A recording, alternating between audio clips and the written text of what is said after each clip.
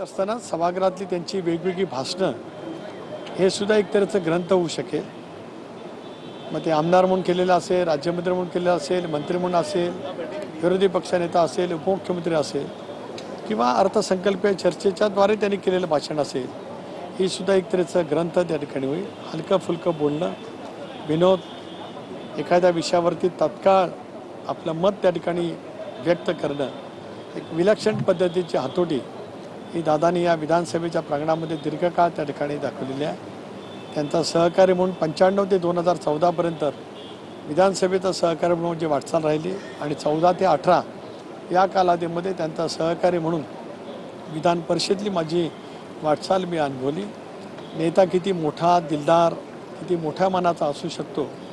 विधान परिषदेत माझं एक भाषण होतं त्यावेळेला, विधानसभे परिषदेच्या अध्यक्षांच्या सभापतींच्या अविश्वासाच्या ठरावाच्या वेळेला, त्यावेळेला ऐकण्यासाठी सर्व आमदारांना घेऊन विधान परिषदेच्या गॅलरीमध्ये उपस्थित असलेले दादा, तो क्षण मला आठवतोय। मी खाली भाषण करतोय आणि माझ्या समोरच्या वरच्या गॅलरीमध्ये दादा आणि त्यांचे सर्व सहकारी मी करत असलेल्या भाषणाला दाद देत आहेत। एक नेता आपल्या सहकार्याच्या वरती किती प्रेम करतो, व्यासंगी विचार आपला सहकारी करत असलेल्या, व्यक्त करत असलेल्या भावना ठामपणाने त्यांच्या पाठीमागे ज्या पद्धतीने ते सतत उभे राहिले, आज सारंच काय आम्ही गमावलेलं आहे। मी व्यक्तिगत जीवनामध्ये खूप गमावलं आहे, या विधानभवनाच्या प्रांगणाने सुद्धा खूप गमावलं आहे, मंत्रालयाच्या इमारतीने खूप गमावलं आहे, प्रशासनाने सुद्धा गमावलं आहे आणि महाराष्ट्रातल्या 13 कोटी जनतेने सुद्धा आपल्या जवळचा, आपल्या कुटुंबातील एक व्यक्ती आज आपल्यातून गेला आहे। ही हळ प्रत्येकाच्या मनामध्ये दीर्घकाळ त्या ठिकाणी राहील। त्यांच्या विना विधानसभेच्या प्रांगणात प्रवेश हा आमच्या सर्वांच्यासाठी खूपच क्लेशकारक नक्कीच त्या ठिकाणी आहे।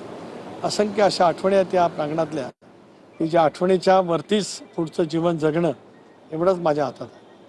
धन्यवाद। मी केवळ दादांच्या प्रती भावना व्यक्त करण्यासाठीच या ठिकाणी आलेलो आहे।